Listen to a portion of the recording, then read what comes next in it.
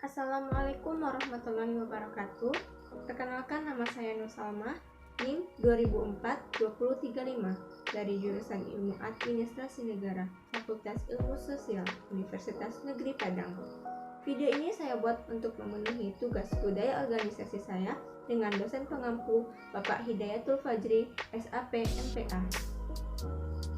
Tugas budaya organisasi ini yaitu tentang budaya kerja sektor swasta dan sektor publik dengan studi kasus yaitu BNI Syariah Cabang Lok Norway dan perusahaan PT Unilever Indonesia. Budaya organisasi merupakan suatu karakteristik yang ada di suatu kelompok dan digunakan sebagai tuntunan mereka dalam berperilaku serta membedakan dengan kelompok lainnya. Artinya, budaya organisasi merupakan suatu norma dan nilai-nilai perilaku yang harus dipahami dan dipatuhi oleh kelompok orang yang menganutnya.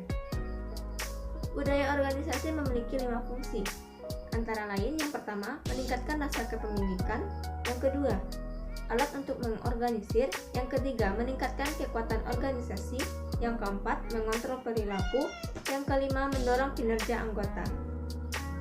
Nilai-nilai budaya organisasi yang dipengaruhi unsur-unsur falsafah negara tersebut dapat membentuk sistem kerja dalam lingkungan kerja yang disiplin, efektif, efisien, dan penanaman budaya kerja pada organisasi pemerintah menjadi penting sebagai upaya pemerintah melaksanakan amanat rakyat dalam memberikan perlindungan dan pelayanannya. Budaya organisasi memiliki peranan yang besar bagi organisasi. Dengan adanya budaya organisasi, maka manajer akan bisa mempengaruhi setiap anggota organisasinya untuk berperilaku yang mengarah pada pencapaian tujuan organisasi tersebut. Tanpa adanya budaya organisasi, manajer perlu melakukan kontrol yang begitu ketat terhadap masing-masing perilaku anggotanya.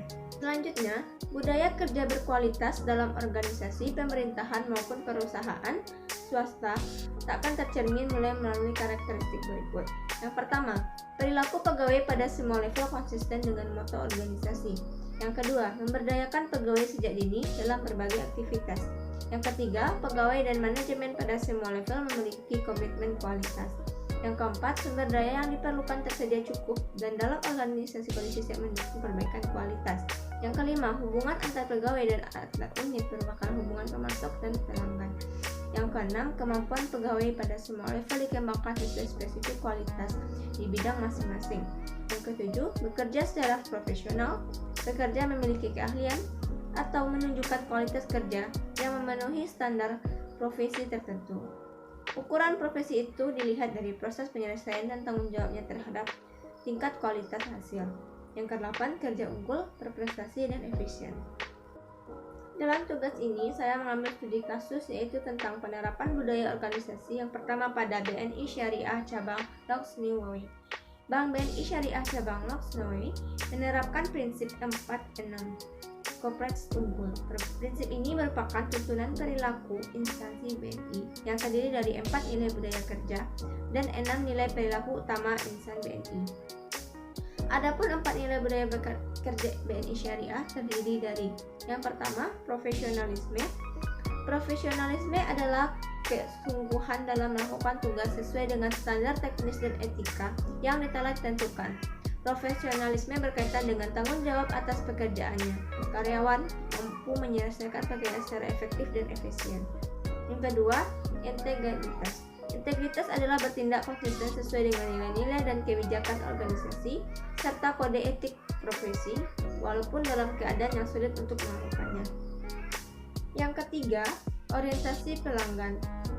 Orientasi pelanggan adalah kesadaran, sikap, serta tindakan yang bertujuan memuaskan pelanggan eksternal dan internal di lingkungan perusahaan. Yang keempat, perbaikan tiada henti. Perbaikan tiada henti adalah kesadaran, sikap, serta tindakan yang bertujuan untuk mencapai tujuan organisasi dengan selalu memberikan inovasi terbaik demi tercapainya tujuan organisasi. Budaya organisasi mempunyai hubungan dan pengaruh terhadap proses bisnis dan proses kerja. Antara lain dalam hal pengambilan keputusan, sentralisasi atau desentralisasi, tingkat toleransi terhadap risiko, rendah ataupun tinggi, sistem penghargaan individu maupun tim, prosedur kerja formal atau informal, proses kerjasama, kompetisi atau kerjasama tim, orientasi perencanaan dan orientasi terhadap perubahan atau stabilitas ataupun inovasi. Adapun aspek yang ditetapkan pada Bank BNI Syariah cabang Lok-Sumeneb berdasarkan hasil wawancara dengan Muhammad Aulia selaku Operational Assistant and Administration Assistant Bank BNI Syariah cabang Lok-Sumeneb adalah sebagai berikut. Yang pertama, pengambilan keputusan. Bank BNI Syariah dalam hal pengambilan keputusan menggunakan aspek sentralisasi dan eksentralisasi.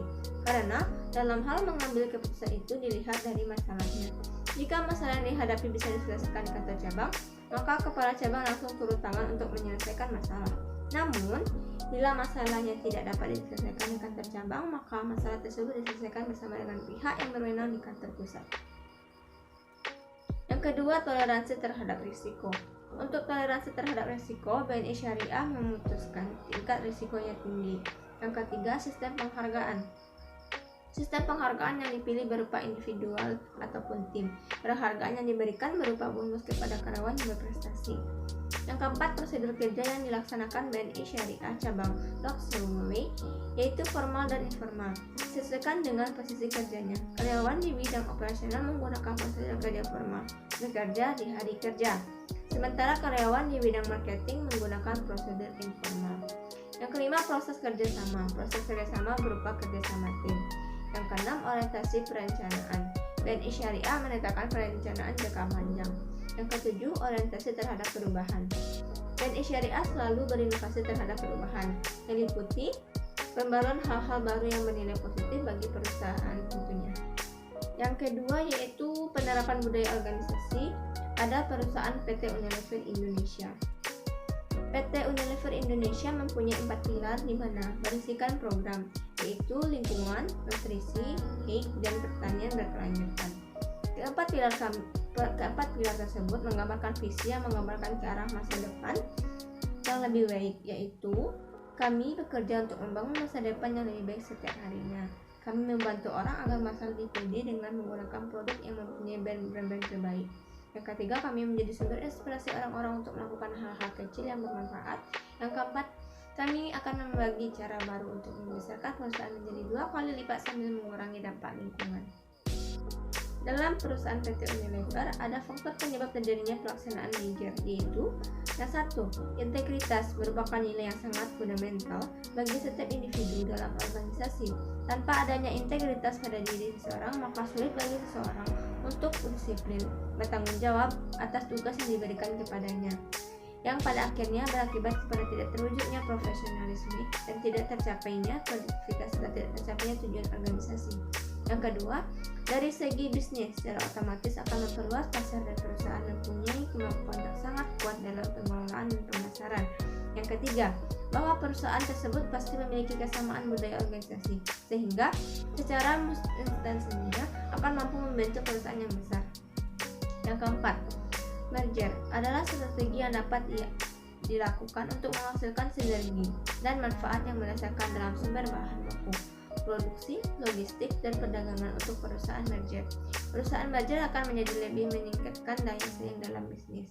Yang kelima, pengolahan setelah merger akan menjadi lebih luas, dan hal tersebut justru akan mendorong untuk mencari solusi yang simpel dan sederhana untuk berpikir lebih efisien dalam pengolahan bisnis.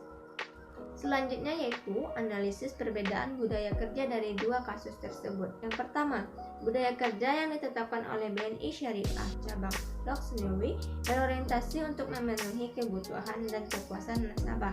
Sedangkan budaya kerja yang diterapkan oleh PT Unilever Indonesia berorientasi pada hasil, visi dan misi. Diturunkan menjadi tujuan dan target yang terukur oleh dengan jelas. Visi dan misi organisasi selalu diingatkan pada setiap kesempatan agar seluruh bisnisnya tetap fokus pada perencanaannya. Saran yang ingin dicapai dipatok setinggi mungkin dan semuanya harus bekerja keras mencapai sasaran tersebut, walaupun ada hal-hal yang harus dikorbankan untuk mencapai saran dan perkembangan yang diinginkan. Yang kedua, budaya kerja yang ditetapkan oleh PT BNI Syariah Lok-Sumeneb berfokus pada nasabah. Sedangkan budaya kerja yang ditetapkan oleh PT Unilever Indonesia untuk seluruh konsumen yang ada di setiap negara dengan visi misi membangun masa depan yang lebih baik setiap harinya. Yang ketiga, pelaksanaan budaya kerja pada instansi pemerintah diperlukan berkaitan dari semua pihak agar betul-betul bisa terlaksana dengan sesuai dengan harapan. Pelaksanaan budaya kerja adalah persoalan perilaku oleh pemahaman terhadap nilai-nilai yang menjadi dasar dalam organisasi pada pengertian yang lebih dalam. Sedangkan budaya organisasi dalam perusahaan swasta sangatlah perhitungan terhadap jam kerja. Mereka tidak ingin melewatkan waktu sedikit pun untuk menghasilkan profit. Begitu ketatnya dalam perhitungan waktu, bukan semenit pun bisa dihitung. Sekianlah pemaparan presentasi dari saya. Jika ada kata-kata saya salah, saya akhiri dengan wabillahi taufiq wal hidayah. Wassalamualaikum warahmatullahi wabarakatuh.